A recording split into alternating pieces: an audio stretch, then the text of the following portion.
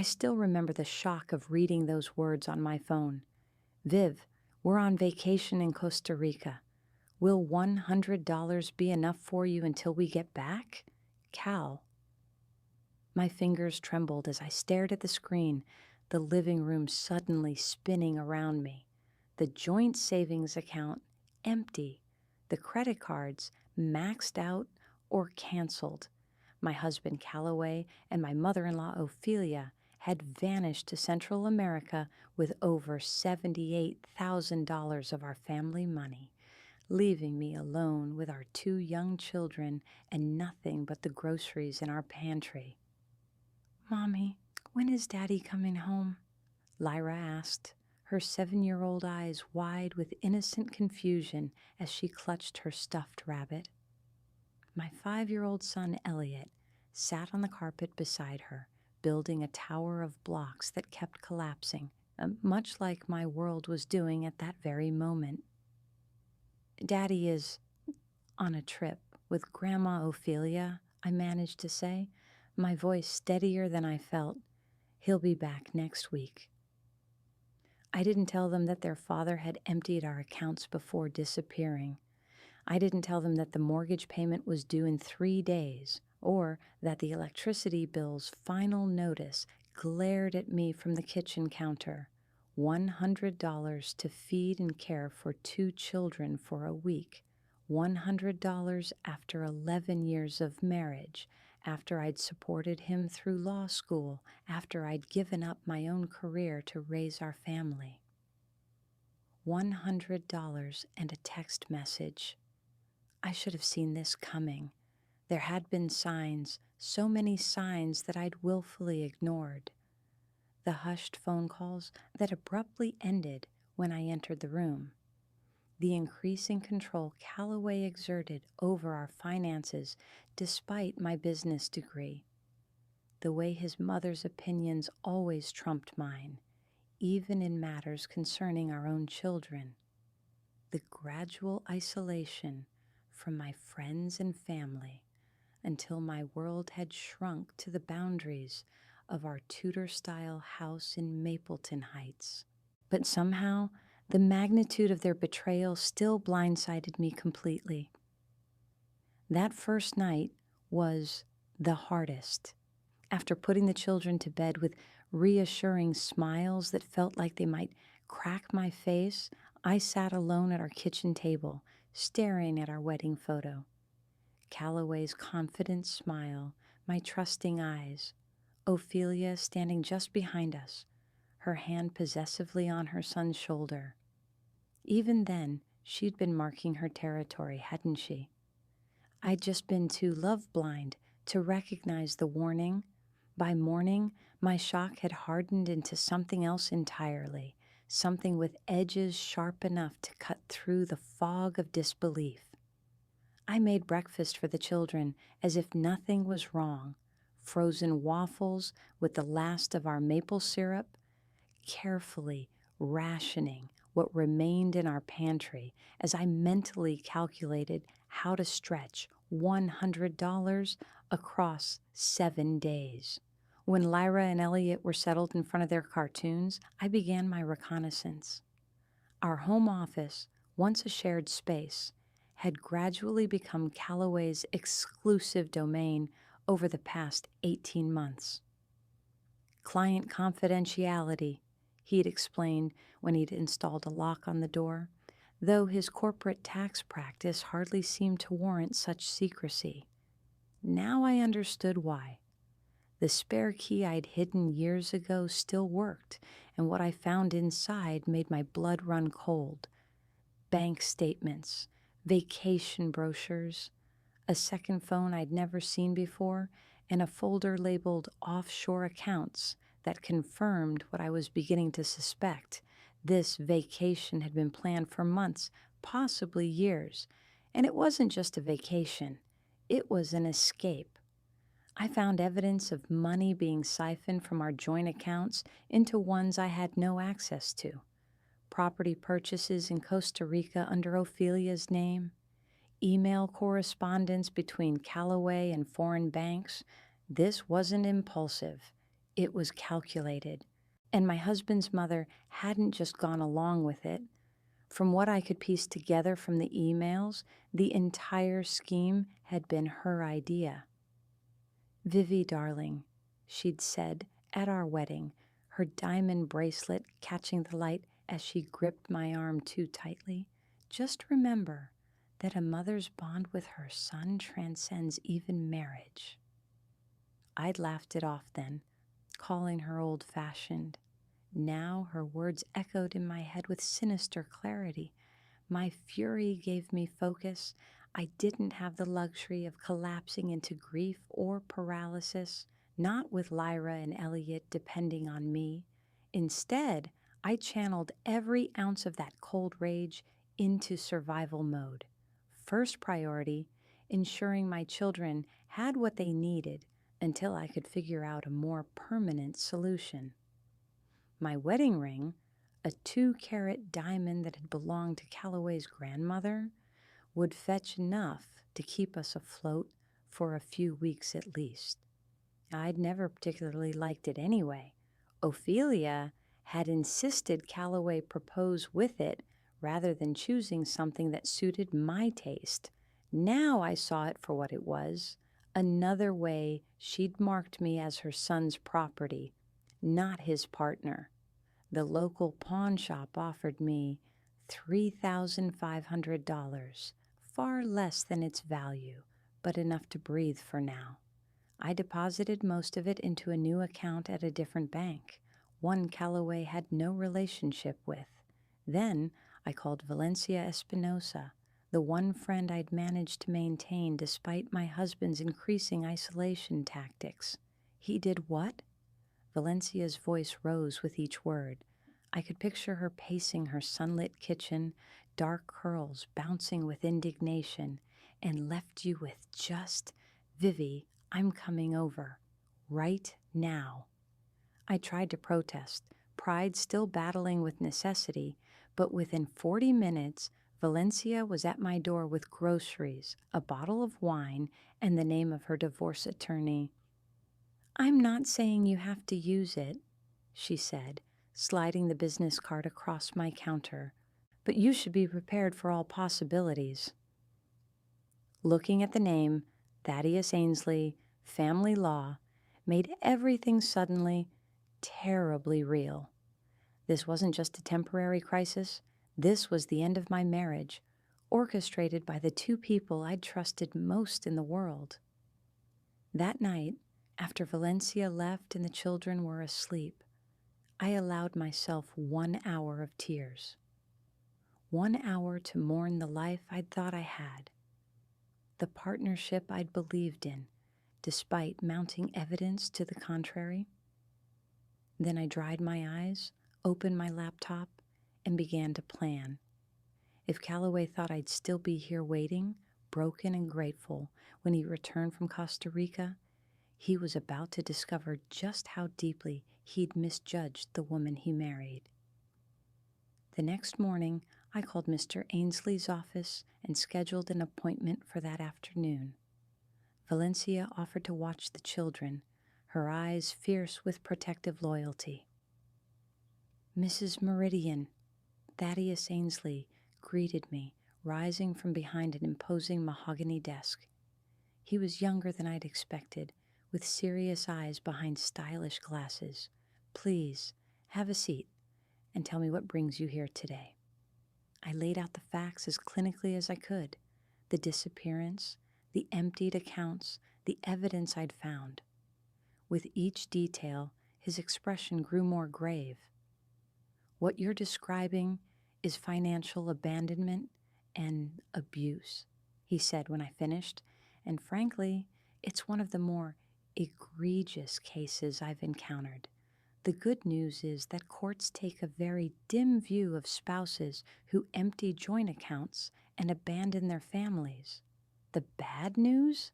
I asked, already anticipating the answer. "The bad news is that recovering funds moved offshore can be complicated, and given the premeditation evident in your husband's actions, I suspect he's covered his tracks carefully." I nodded, unsurprised. What are my options? Immediate steps: file for emergency spousal and child support, freeze any remaining joint assets, and document everything. Given the circumstances, we could petition for temporary full custody of your children. He leaned forward, his tone becoming less professional, more human. Mrs. Meridian, may I speak frankly? Please. Your husband and mother-in-law have shown extraordinary callousness. They clearly expect you to be in the same position when they return, vulnerable, financially dependent, and without recourse. The most powerful thing you can do right now is upend those expectations completely. I felt the first glimmer of something beyond anger and fear, something that might have been hope, or perhaps its harder, more determined cousin. What exactly do you mean? By the time I left Mr. Ainsley's office 2 hours later, I had a comprehensive plan and a newfound sense of resolve. Phase 1 began immediately, documenting the abandonment, filing emergency petitions for support and custody, and gathering evidence of the financial abuse that had been happening right under my nose for years. The next 4 days passed in a blur of activity. I withdrew the children from their expensive private school, a decision Ophelia had insisted upon despite my concerns about diversity and real-world experience, and enrolled them in the well-regarded public school within walking distance of our home. I canceled the country club membership Callaway rarely used but maintained for appearances. I called the credit card companies, explaining the situation and negotiating payment plans for the bills that would inevitably come due. Each night, I documented everything in meticulous detail, creating a paper trail that would leave no doubt about the calculated nature of my husband's abandonment. And each night, I checked the location of his phone, still in Costa Rica, still alongside his mother's, according to the family tracking app he'd forgotten existed. 6 days after that devastating text message, I received another. Landing tomorrow afternoon. Don't bother picking us up. We'll take a car service. Make sure the house is in order. Cal.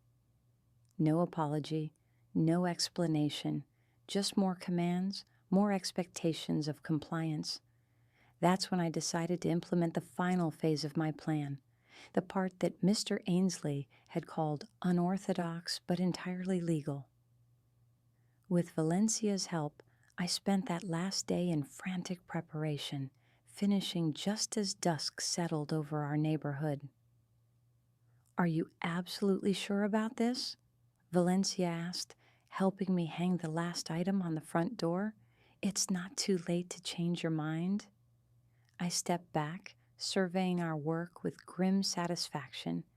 I've never been more sure of anything in my life. The next morning, I woke the children early and explained, in age-appropriate terms, what would be happening that day. We're going to stay with Auntie Valencia for a little while, I told them as they ate their breakfast. Daddy and Grandma Ophelia are coming home, but there are some grown-up things we need to figure out first. Are you and Daddy fighting? Lyra asked, her perceptiveness catching me off guard. I chose my words carefully. Daddy made some choices that weren't fair to our family. Now I need to make choices that protect you and Elliot. Like a superhero? Elliot asked, milk dribbling down his chin. I smiled, wiping his face with a napkin. Something like that. We packed overnight bags and loaded them into Valencia's car just before noon. As we pulled away from the house, I took one last look at our front door and the documents attached to it. Documents that would soon greet Callaway and Ophelia upon their return from paradise. Valencia's apartment became our sanctuary for the next 24 hours. She lived in a bright, colorful space downtown filled with books and art from her travels, everything Ophelia had dismissed as bohemian nonsense on her one and only visit years ago. The children were delighted by the novelty, by Valencia's cat Frida, by the freedom to be louder and messier than they'd ever been allowed at home under Ophelia's watchful eye. I kept my phone charged, waiting. The notification of Calloway's arrival back in the country came at 2:15 in the afternoon. Then nothing for almost 3 hours. I imagined them sailing through customs with their tans and souvenirs, taking the car service back to Mapleton Heights, pulling into our driveway with luggage full of new purchases. I imagined Calloway's face as he tried his key in the front door and found it didn't work. I pictured Ophelia's expression as she read the documents attached to the door, her carefully maintained composure cracking as the implications sank in. At 5:12, my phone rang. Calloway's name flashed on the screen. Valencia squeezed my hand as I answered, putting it on speaker. "Hello, Cal," I said, my voice steady. "What the hell is this?" he demanded, his voice tight with barely controlled fury. "Why are there legal papers on our door? Why won't my key work? And where are you and the kids?" "Those papers explain everything," I replied calmly. "The top one is notice of emergency custody proceedings due to abandonment. The second is a petition for divorce. The third is notification that I've changed the locks pursuant to my rights as the sole occupant of the residence following your voluntary departure." "Voluntary?" he spluttered. "It was a vacation, Vivian.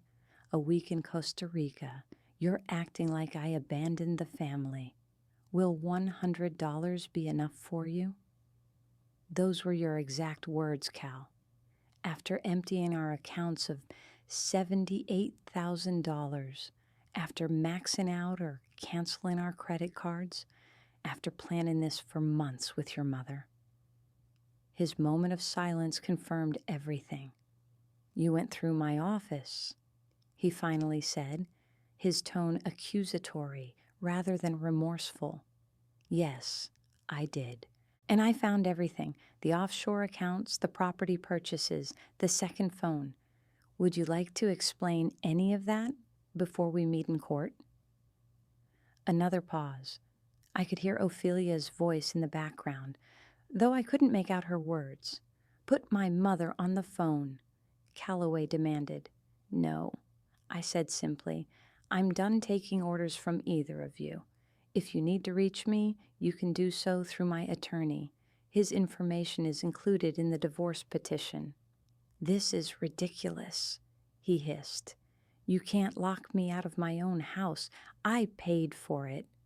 Actually, we both paid for it, and the mortgage is in both our names, but only one of us abandoned it, and the children living inside it to abscond with all our liquid assets.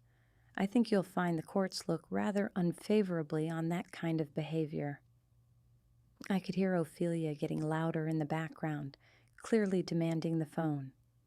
After a brief scuffle, her voice came through, sharp as a blade. "Vivian, this childish display stops now. You will let us into our home this instant." "Hello, Ophelia," I replied, surprised by how little her imperious tone affected me now. "It's not your home. It never was, though you've certainly behaved as if it were. And no, I won't be letting you in. The locks have been changed, and both the police and our neighbors have been notified not to allow you entry." "You ungrateful," she began, but I cut her off. "Save it for the judge," I said.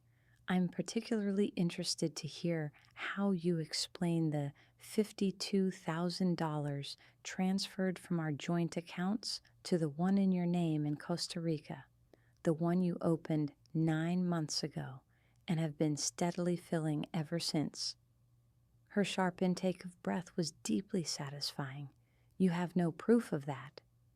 Actually, I have documentation of every transfer, every email, every plan you two made. Calloway really should have used a better password than my birthday. It's almost like he wanted me to find out.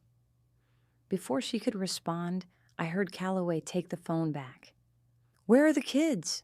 he demanded, his tone suddenly concerned, as if remembering he was supposed to care about them. "I want to see my children. They're safe and being well cared for, which is more than I can say for how you left them. When we have a formal custody arrangement, you can exercise whatever visitation the court deems appropriate. You can't keep my children from me. I'm not keeping them from you, Cal. You left them with $100 and no explanation. Actions have consequences." I took a deep breath. "Now, if you'll excuse me, I need to prepare dinner for our children, the ones you abandoned without a second thought." I hung up before he could respond, my hand shaking slightly as I set down the phone. Valencia wrapped her arms around me in a fierce hug. "You were magnificent," she whispered. For the first time in 7 days, I allowed myself to truly smile. This wasn't over, not by a long shot. The road ahead would be difficult, filled with legal battles and emotional landmines.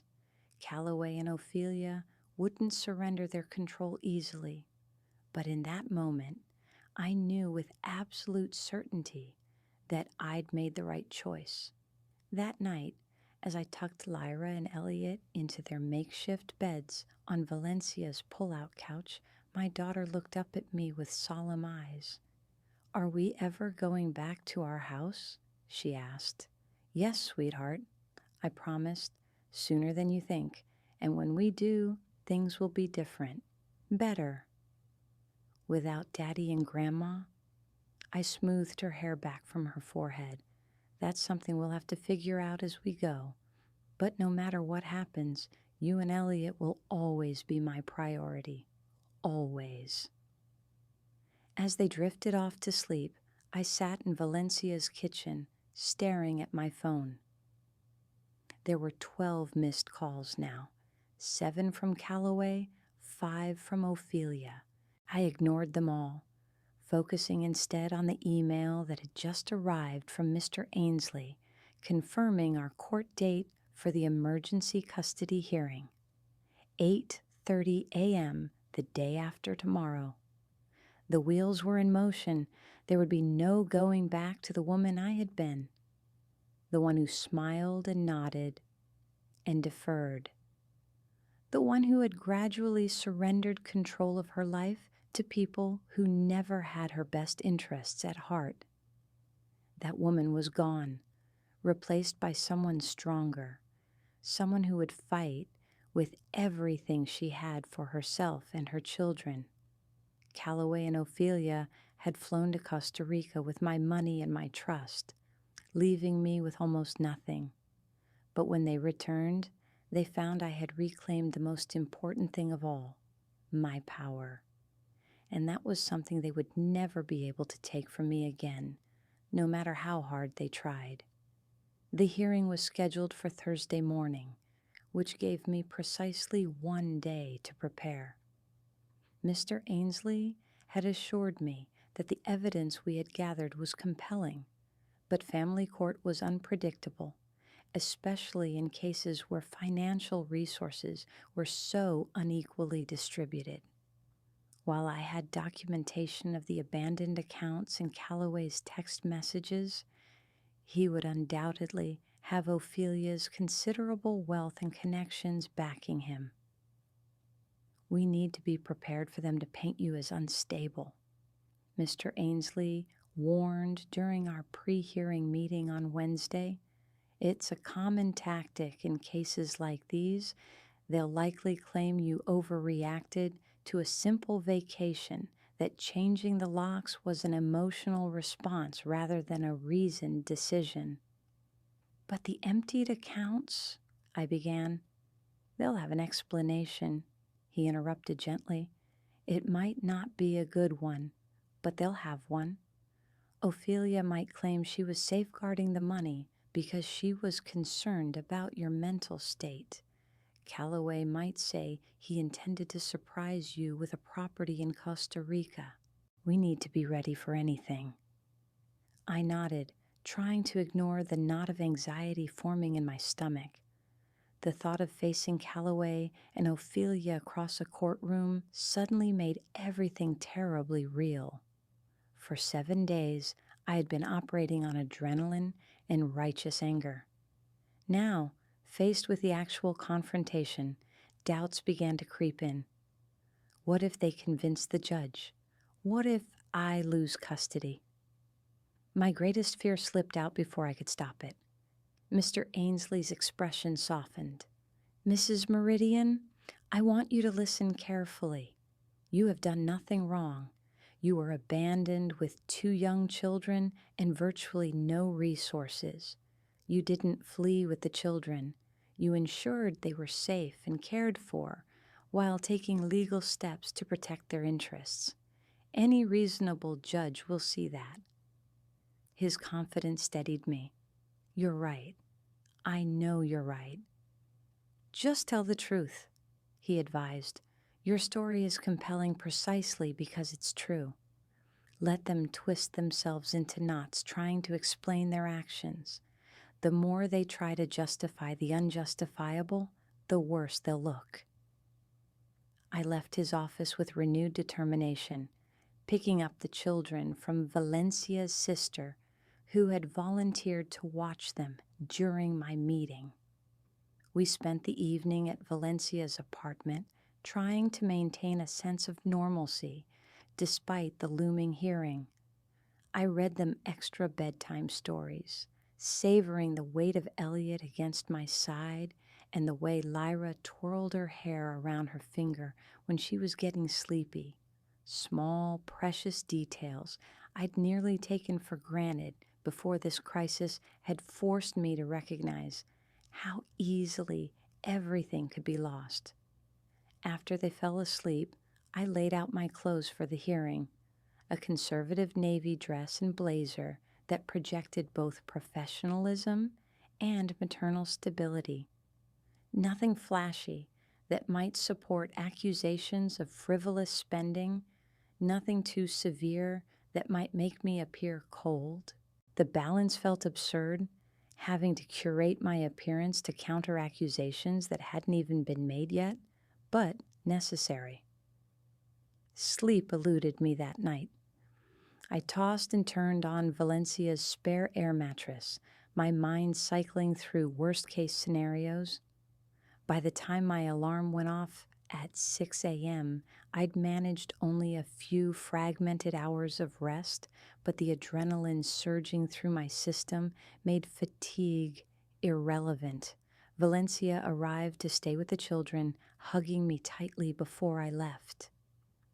Remember who you're fighting for? She whispered. And remember who Calloway and Ophelia really are, not who they pretended to be. The family courthouse was a modern building downtown, all glass and steel trying to soften the difficult proceedings happening inside. Mr. Ainsley met me at the entrance, his briefcase bulging with our documentation. Ready? He asked. I nodded, smoothing down my jacket, as I'll ever be. We were directed to courtroom 3, where a small cluster of people already waited outside the doors. And there they were, Calloway and Ophelia, heads bent together in conversation with a silver-haired man I recognized as Augustus Wellington, one of the most expensive divorce attorneys in the city. Calloway looked up as we approached, and for a brief moment, I saw something flicker across his face. Regret? Surprise? Whatever it was, it disappeared quickly, replaced by the cool, controlled expression I'd seen him use with difficult clients. Beside him, Ophelia stood straight-backed and imperious in an expensive suit that probably cost more than the $3,500 I'd gotten for my wedding ring. Mr. Ainsley placed himself slightly in front of me, a subtle but clear message that any communication would go through him. Mr. Meridian, Mrs. Meridian, he acknowledged with professional detachment. Mr. Wellington. The older attorney nodded curtly. Ainsley. A word? He gestured to a quiet corner, and the two lawyers stepped away, leaving me standing awkwardly near my husband and mother-in-law. You look tired, Ophelia observed, her tone making it sound like an accusation rather than concern. Abandonment and betrayal will do that, I replied evenly. Calloway sighed dramatically. This whole situation is ridiculous, Vivian. We went on vacation. People do it all the time. People don't empty joint accounts and leave their families with $100 all the time, I countered. People don't secretly funnel money offshore for months as preparation for a simple vacation. A flash of alarm crossed his face. You don't understand? I understand perfectly, I interrupted. I just don't think you expected me to. That was your mistake. Before he could respond, the courtroom doors opened, and a bailiff announced our case. Mr. Ainsley returned to my side, his expression revealing nothing about his conversation with Wellington. Let's go, he murmured. Judge Evangeline Thornton was a stern-looking woman in her 50s, with sharp eyes that seemed to miss nothing. She reviewed the emergency petitions before her, glancing between both parties with an unreadable expression. I understand we have a petition for emergency custody and financial support, she began. Mr. Ainsley, as the petitioning party, please present your case. What followed was a clinical dissection of Calloway's abandonment, the emptied accounts documented with bank statements, the text messages displayed on a courtroom screen, the evidence of months of financial maneuvering preceding their sudden vacation. Mr. Ainsley was methodical, presenting each piece of evidence without emotional embellishment, letting the facts speak for themselves. When it was Wellington's turn, he attempted to spin a narrative about a misunderstanding, a surprise vacation that had gone awry due to banking complications and poor communication. My client intended to purchase property in Costa Rica as an investment and potential vacation home for his family. Wellington explained smoothly. The transfer of funds was necessary for this transaction and entirely legal. Mrs. Meridian's reaction, changing locks, filing for divorce, refusing access to his children, is both premature and emotionally motivated. Judge Thornton's expression gave away nothing as she listened. When both attorneys had finished their initial presentations, she turned to me. Mrs. Meridian, I'd like to hear directly from you. What made you believe this was abandonment rather than, as Mr. Wellington suggests, a miscommunication about a vacation? I took a deep breath, meeting her gaze steadily. Your Honor, my husband's exact words were, will $100 be enough for you? Not for us, for you. He didn't discuss this trip with me beforehand. He didn't leave adequate funds for his children's care. He transferred $78,000 out of our joint accounts without consultation. These aren't the actions of someone planning a family surprise. They're the actions of someone who doesn't expect to be held accountable. She nodded, then turned to Calloway. Mr. Meridian, would you like to respond to that characterization?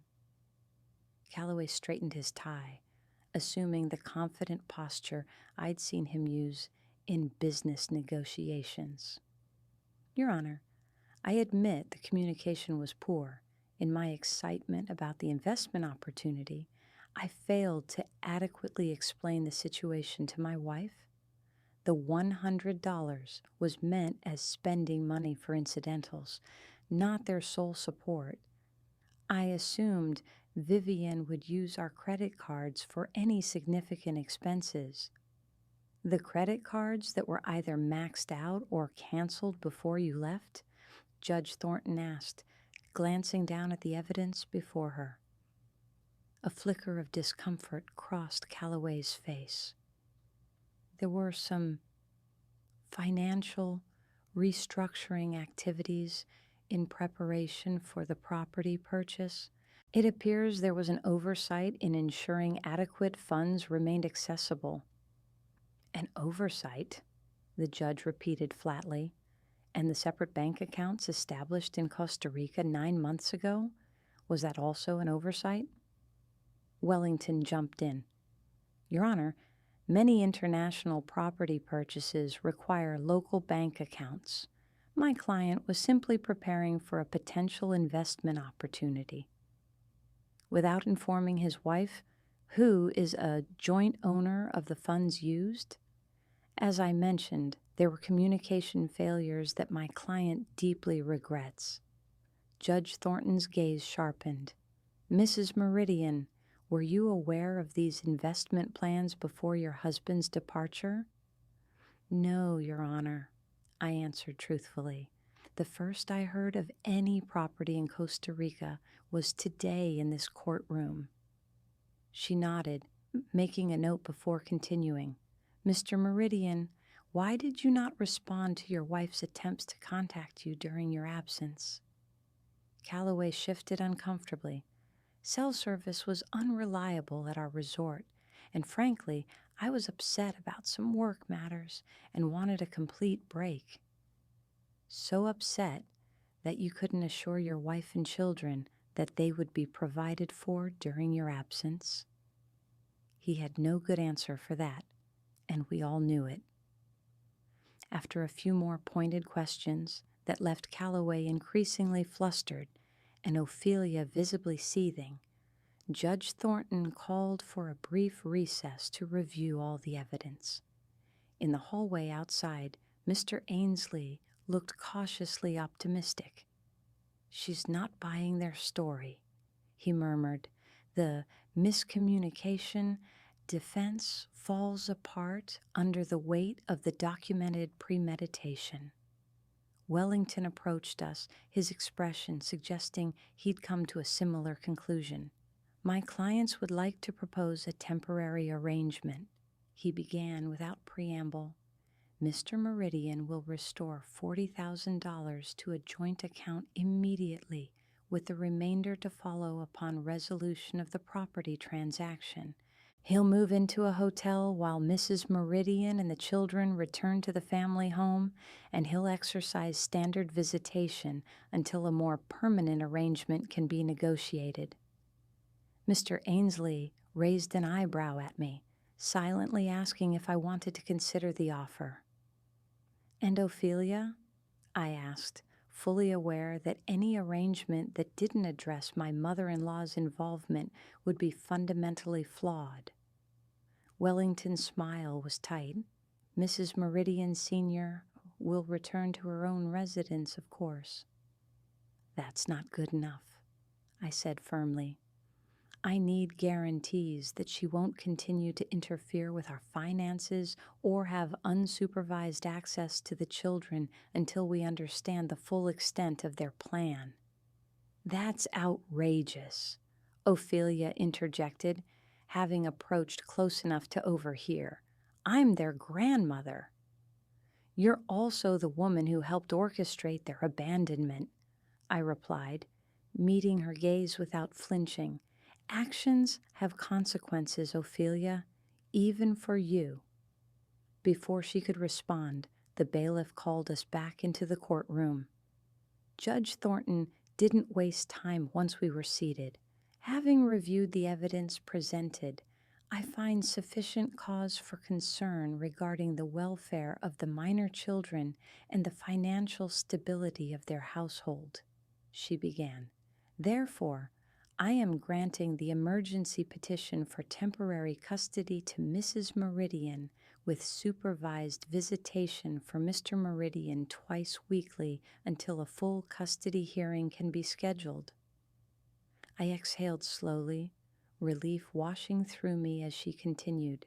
Additionally, Mr. Meridian is ordered to restore $50,000 to a joint account accessible to Mrs. Meridian within 24 hours, with a full accounting of all transferred funds to be provided to the court within 7 days.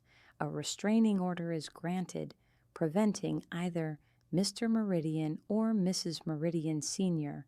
from entering the family home without Mrs. Meridian's explicit permission. Mrs. Meridian and the children may return to the residence immediately. She fixed Calloway with a stern look. Mr. Meridian, let me be perfectly clear. This court takes a very dim view of financial abandonment, particularly when minor children are involved. Your actions, regardless of intent, demonstrated a troubling disregard for your family's well-being. This will be taken into consideration in all future proceedings related to this matter. Turning to Ophelia, she added, Mrs. Meridian Sr., while you are not directly subject to this court's jurisdiction in the divorce proceedings, any interference with these orders or attempts to remove additional funds could result in separate legal actions against you. I strongly advise you to respect the boundaries established today. With a final tap of her gavel, it was done. Mr. Ainsley squeezed my arm gently. Congratulations, he whispered. Round one goes to us.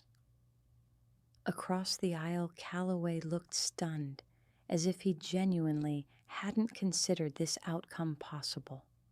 Ophelia's expression had hardened into something close to hatred as she glared in my direction.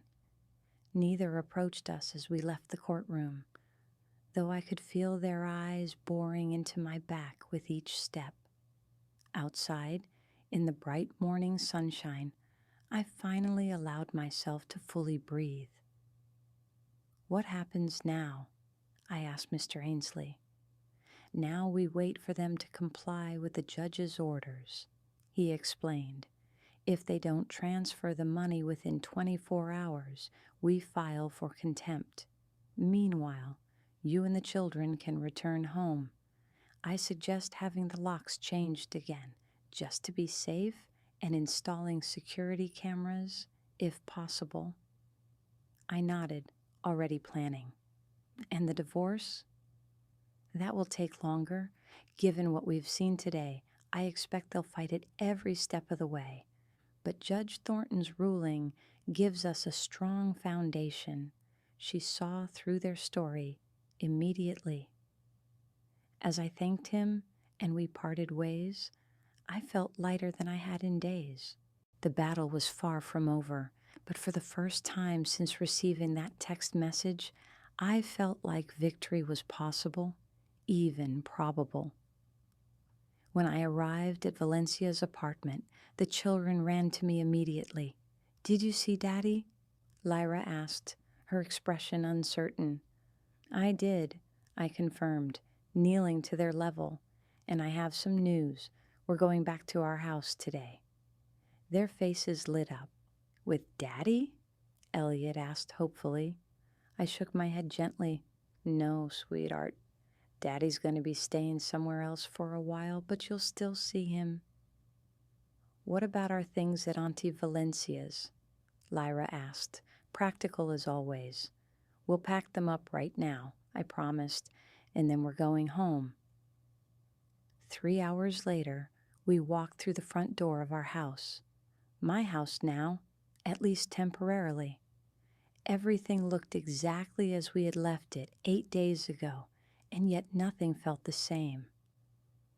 I moved through the rooms with a strange sense of detachment, seeing our possessions through new eyes. The expensive furniture Ophelia had insisted upon that never quite felt comfortable. the formal dining room we rarely used, the proper china displayed in a cabinet but never actually enjoyed. How much of this life had actually been mine? How much had I allowed to be dictated by Calloway's preferences and Ophelia's expectations? As the children reclaimed their toys in bedrooms with excited chatter, I resolved that whatever we rebuilt from the ashes of this marriage would truly reflect our needs and desires, not the appearances that had been so important to the Meridians. That evening, as the children slept in their own beds for the first time in over a week, I received a notification from my bank. $50,000 had been deposited into the joint account. No message accompanied it, no apology, just compliance with the court order.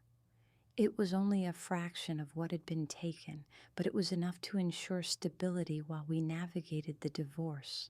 Enough to know that Judge Thornton's order had been taken seriously, at least in part. As I sat alone in the kitchen, the heart of the home I had maintained while being systematically isolated and controlled, I allowed myself to fully acknowledge what I had done. I had stood up to Calloway and Ophelia. I had protected my children. I had refused to be the victim they had assumed I would be. The road ahead would be difficult. The divorce would likely be contentious. Co-parenting with a man who had been willing to abandon his children would require more strength than I knew I possessed. But for the first time in years, I was making my own choices, charting my own course. They had flown to Costa Rica with all my savings, leaving me with almost nothing. But what they hadn't realized, what they could never have anticipated, was that in taking everything, they had inadvertently freed me from the invisible chains that had been tightening around me for years. In their attempt to control me completely, they had instead liberated me from their control entirely. And that was something neither Calloway nor Ophelia had included in their carefully calculated plans. The next few weeks unfolded in a strange new rhythm. The children adjusted to our reconfigured life with the resilience only the young possess, accepting the supervised visits with Calloway at a neutral location downtown with minimal questions. He brought them gifts, expensive, ostentatious things that spoke more to guilt than understanding of their actual interests. After the third such visit, Lyra asked if she could leave the elaborate dollhouse he'd given her at the visiting place, because it doesn't fit with my other toys, Mommy. The wisdom in her simple observation struck me deeply. Like the dollhouse, Calloway's presence in their lives had become something separate, an expensive obligation that didn't quite integrate with our day-to-day reality. Ophelia made her presence known in other ways.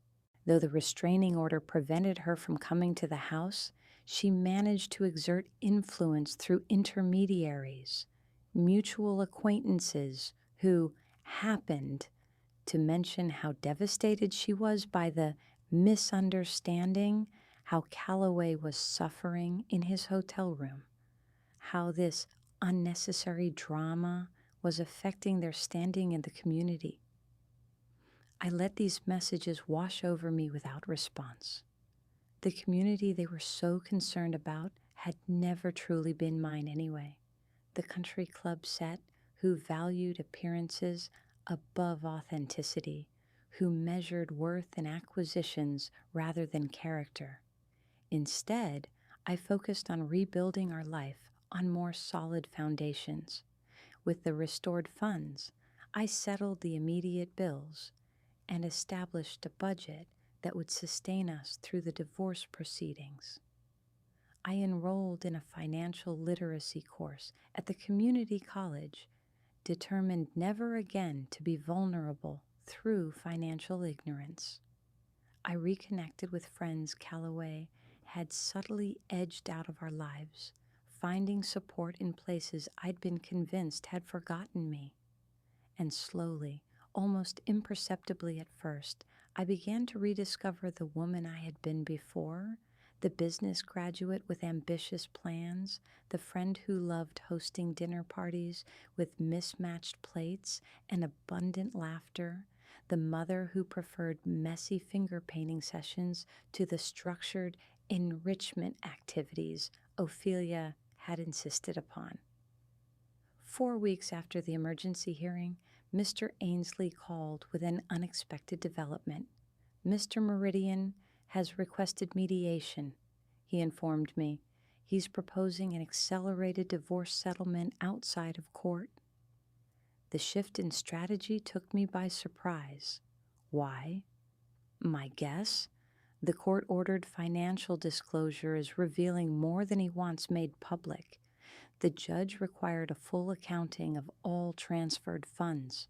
Remember, we've received partial documentation that suggests the money trail is complicated. It appears Mrs.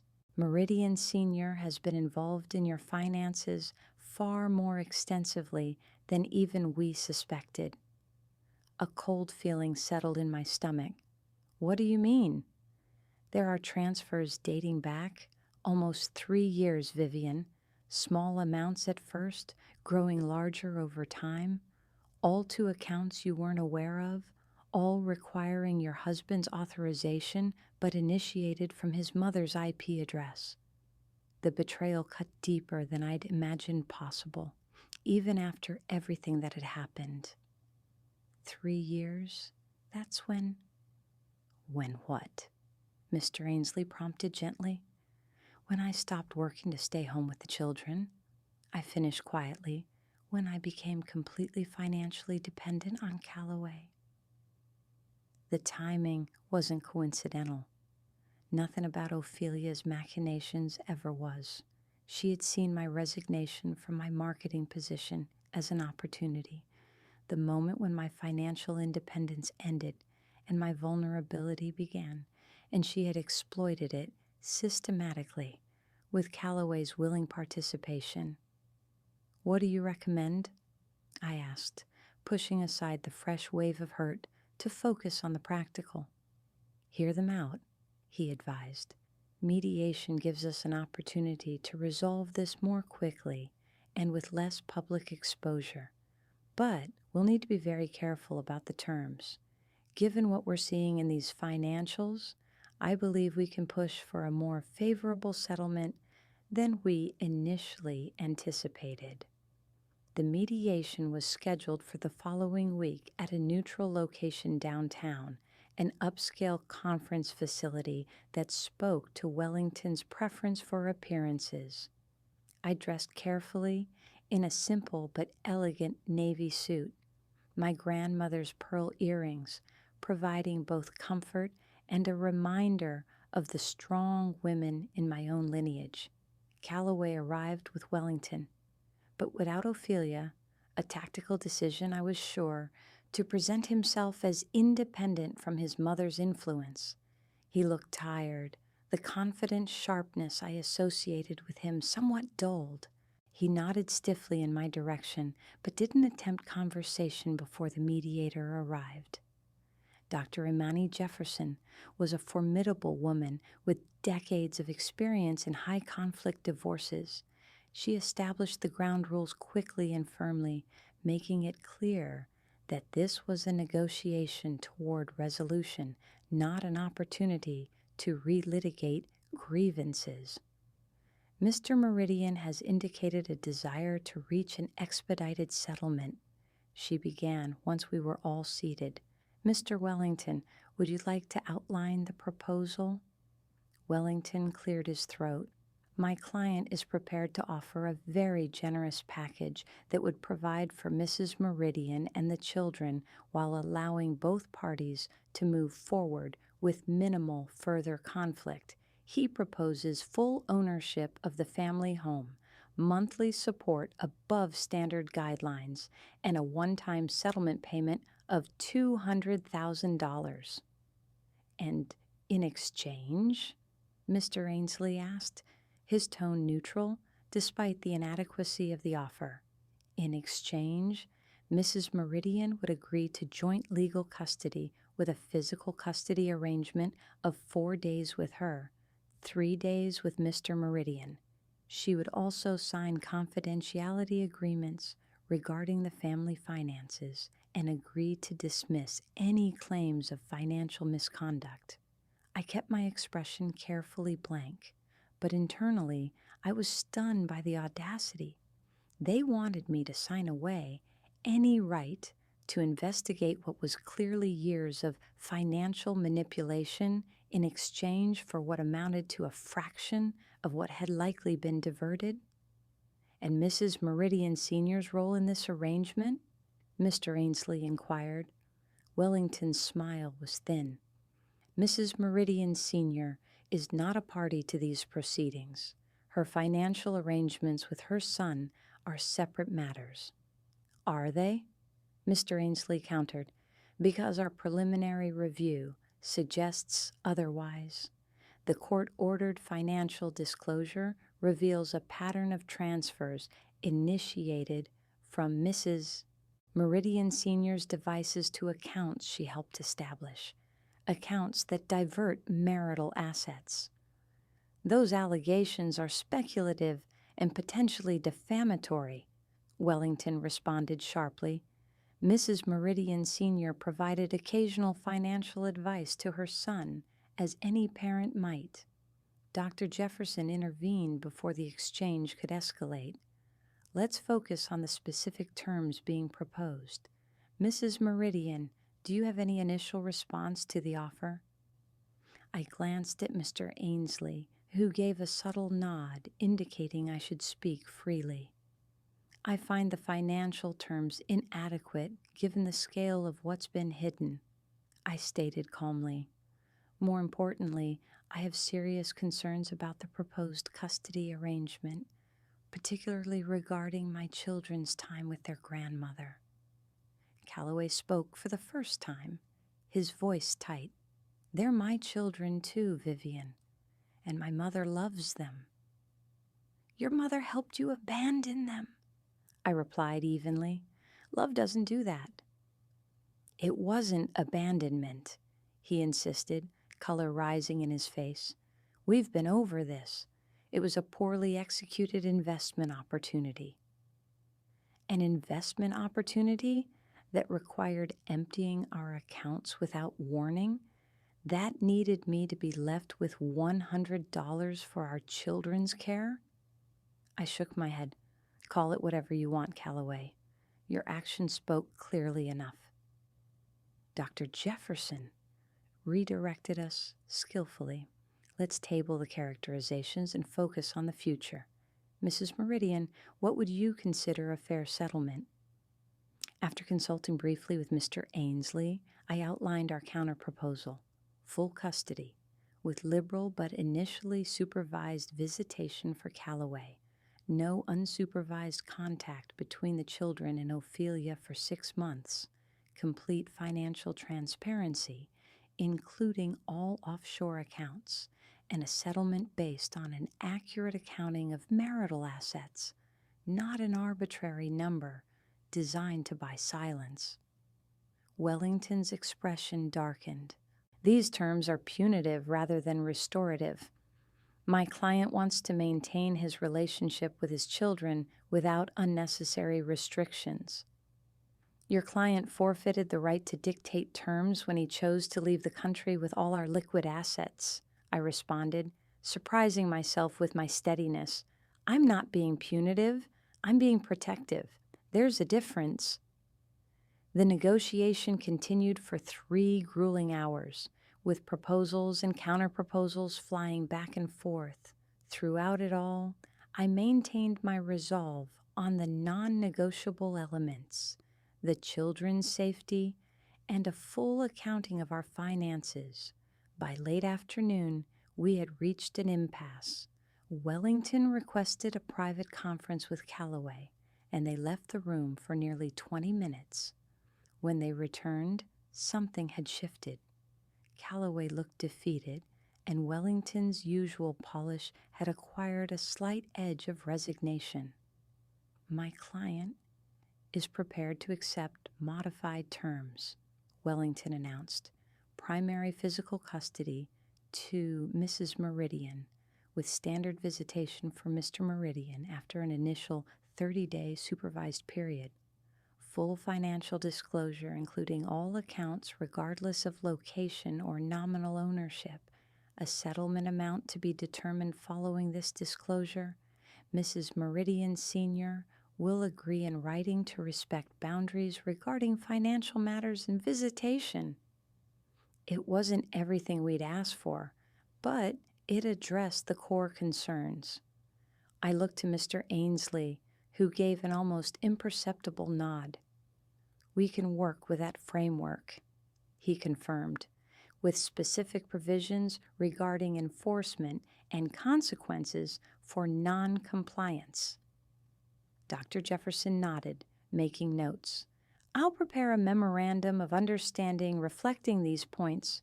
Once signed, your attorneys can draft the formal agreement for court approval." As we gathered our things to leave, Calloway approached me directly for the first time. "Can I speak to you, just for a moment?" After a hesitant glance at Mr. Ainsley, who nodded but remained within earshot, I agreed. "Why are you doing this?" Calloway asked, his voice low and strained. "We had a good life, Vivian. The children had everything they needed. Was it really so terrible that you needed to tear it all apart?" The genuine bewilderment in his question stunned me. After everything, the manipulation, the abandonment, the lies, he truly didn't understand. "We didn't have a good life, Calloway," I replied quietly. "We had a life that looked good from the outside, one that worked for you and your mother. But inside our marriage, I was slowly disappearing, becoming an appendage to your ambitions rather than a partner in them." He shook his head slightly. "That's not true. I provided everything." "That's exactly the problem," I interrupted. "You provided, you decided, you controlled, with your mother's guidance orchestrating it all. When did you last ask what I wanted? When did you last consider me as someone with dreams and desires of my own?" "This is about your career," he surmised, grasping for an explanation that made sense in his framework. "If you wanted to go back to work, you could have just said so." "This is about basic respect," I corrected him, "about trust and partnership, about not taking everything we built together and disappearing with it, leaving me to explain to our children why they suddenly couldn't afford school lunches."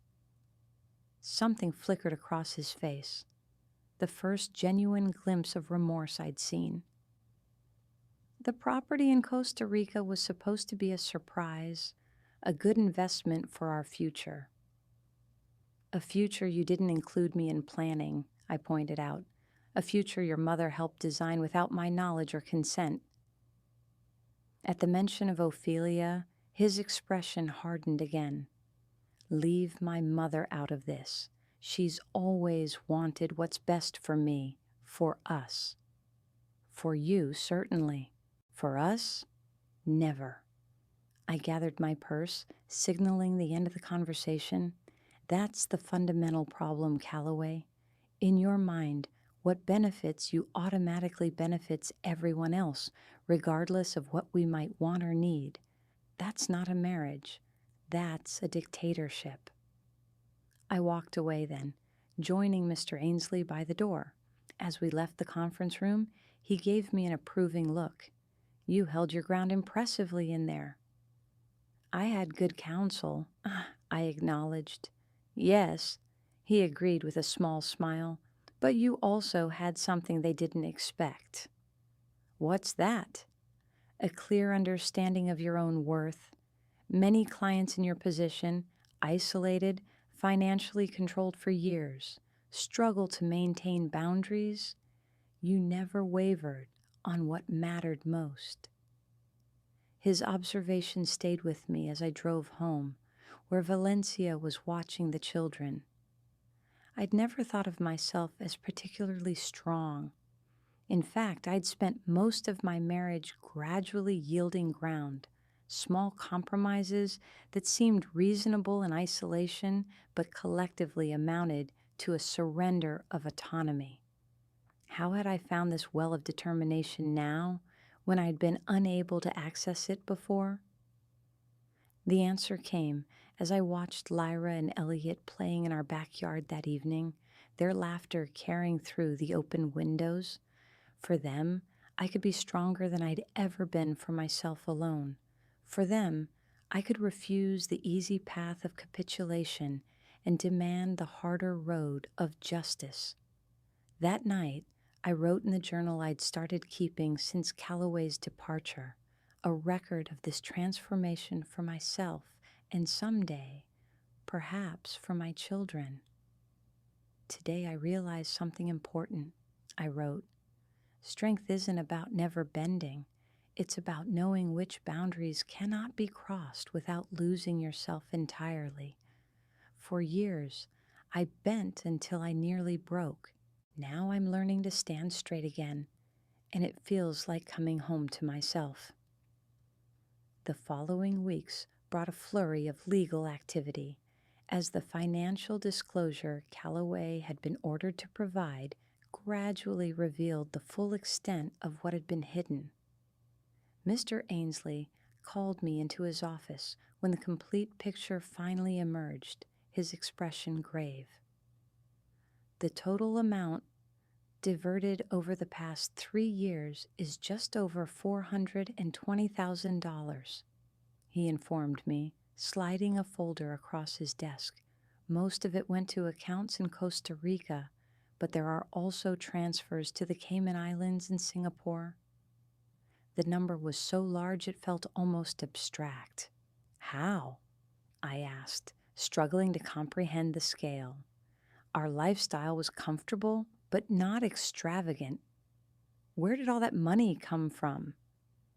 Some from your joint income, but a significant portion appears to have come from a trust fund established for your children by Calloway's grandfather, a fund that, according to these documents, named you and Calloway as co-trustees until the children reach maturity. I never knew about any trust fund, I said, the betrayal deepening with each revelation. He never mentioned it. The documentation suggests it was established shortly after Elliot was born, with equal provisions for both children.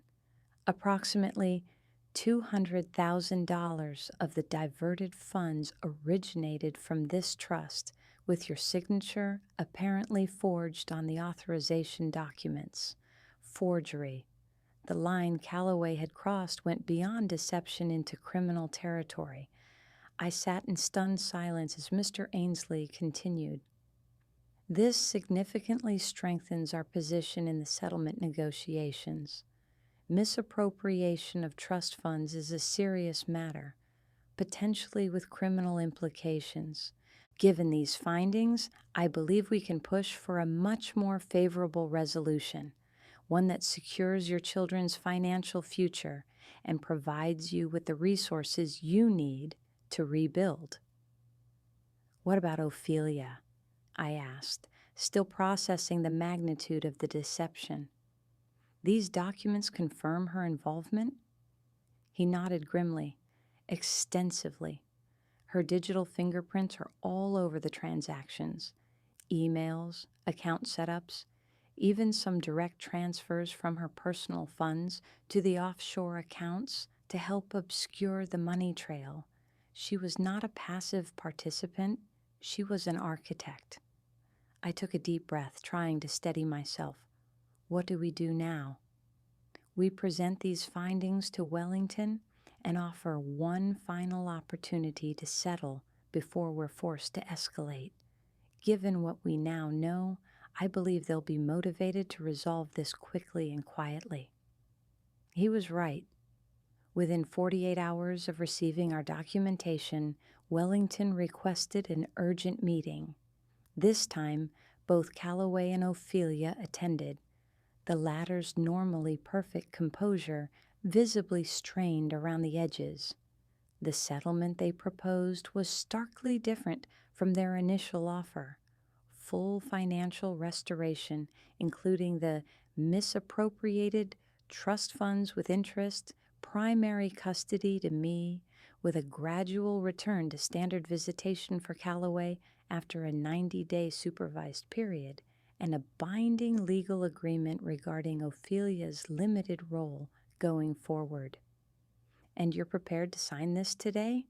Mr. Ainsley confirmed, reviewing the revised agreement with appropriate skepticism. Wellington nodded tightly. "My clients understand the seriousness of the situation and wish to resolve it expeditiously." Ophelia hadn't spoken a word since entering the room, her gaze fixed on some middle distance rather than meeting my eyes. Beside her, Calloway looked hollow, as if the weight of what they'd done, or perhaps just the consequences of being caught, had finally registered fully. After careful review and some minor adjustments, I signed the agreement. As I did, I felt a complex mix of emotions: relief that the fight was ending, sadness for what had been lost, but predominantly a sense of vindication. The system that should protect vulnerable spouses had worked, however imperfectly and belatedly. As we prepared to leave, Ophelia finally broke her silence. "Vivian," she said, her voice lacking its usual imperious tone, "a moment, please." Against my better judgment and Mr. Ainsley's cautioning look, I paused. "Yes?" "You've won," she stated flatly. "You've secured everything you wanted. I hope you're satisfied." It wasn't an apology. It wasn't even an acknowledgement of wrongdoing. Just a bitter concession of defeat. "This wasn't about winning, Ophelia," I replied quietly. "It was about survival, about protecting my children from people who were willing to sacrifice their security for personal gain. That includes you." Her perfectly maintained facade cracked slightly. "I have always loved my grandchildren. Everything I did was to secure their future, our family's future. By stealing from their trust fund? By helping their father abandon them?" I shook my head. "That's not love. That's control disguised as concern, and it stops now." I walked away then, my back straight, leaving Ophelia and the toxic dynamics she represented firmly in the past where they belonged. The process of rebuilding began in earnest after the settlement was finalized. The trust fund was restored with additional provisions ensuring neither Calloway nor Ophelia could access it under any circumstances. The offshore accounts were closed, their contents returned to appropriate domestic accounts under my sole control, or the children's protected trusts. Physical custody arrangements proceeded cautiously. Calloway's initial supervised visits were awkward but necessary, gradually transitioning to more normal interactions as he demonstrated consistent commitment. Ophelia's access remained limited and supervised, a boundary she chafed against but could not circumvent without serious legal consequences. 3 months after that fateful text message, our lives had found a new equilibrium. The children had adjusted to the custody schedule with Calloway. I had resumed part-time work in marketing, and the worst of the legal battles were behind us. The house that had once felt like Ophelia's showplace was gradually transforming into a true home with lived-in comfort replacing sterile perfection. One evening, as I prepared dinner in the kitchen that now reflected my tastes rather than my mother-in-law's, Valencia joined me for a glass of wine and conversation. "Remember that first night?" she asked. Perched on a bar stool at the counter, had painted a cheerful yellow against Ophelia's previous objections. "When you got that text and came to my place with the kids?" I nodded, the memory still sharp despite the time that had passed. I was in shock, and I couldn't process what was happening. "And now, look at you," she said, raising her glass in a small toast. "Running your own life, back at work, the kids thriving. It's like watching a butterfly emerge." Her metaphor made me smile. A very tired butterfly with legal bills. "A butterfly nonetheless," she insisted. "You know what the most amazing part is? You didn't just survive what they did, you completely upended their expectations. They thought they'd come back to find you desperate, grateful for whatever scraps they offered. Instead, they found their keys didn't work and their carefully constructed control system demolished." I thought about that note I'd left on the door, the documents outlining the emergency custody petition, the divorce filing, the restraining order, the physical manifestation of boundaries they had never expected me to establish or defend. "The note," I said suddenly, remembering Valencia's question from that day. "Are you absolutely sure about this?" She nodded, understanding immediately. I was worried it might be too confrontational, that it might make things worse. "It was exactly right," I assured her. "It set the tone for everything that followed. It said, I am not who you thought I was. I am not who I thought I was either." Later that night, after Valencia had gone and the children were asleep, I sat on my back porch watching the stars emerge in the early autumn sky. A text notification broke the silence. Calloway, confirming he would pick up the children after school tomorrow for his weekend visitation. Routine, respectful, the new normal. I thought about the journey of these past months, from abandonment to reclamation, from victim to advocate, from confusion to clarity. Calloway and Ophelia had flown to Costa Rica with all my savings, leaving me with almost nothing but a condescending text message and $100. They had expected to return to a desperate woman, grateful for their magnanimous rescue from the crisis they themselves had engineered. Instead, they had returned to find their key no longer worked, their carefully constructed facade of family harmony shattered, and a note on the door that represented more than just legal documents. It represented the awakening of a woman they had underestimated, a woman who had discovered her own power in the very moment they thought they had stripped it all away. They had taken my money, but in doing so, they had inadvertently given me back myself. And that, I now understood with perfect clarity, was worth more than all the funds they had tried to hide away. Some prices can be calculated in dollars and cents. Others, like dignity, self-respect, and genuine freedom, are beyond calculation. In trying to diminish me, they had instead catalyzed a transformation they never could have anticipated. My husband and mother-in-law had flown off to Costa Rica with all my savings. He'd only sent me a text. "We're on vacation. Will $100 be enough for you?" They'd left me alone with 2 kids and no money. But when they came back a week later, their key no longer worked, and the note on the door nearly knocked them off their feet. Not because of what it said, but because of what it represented. The end of their control and the beginning of my liberation.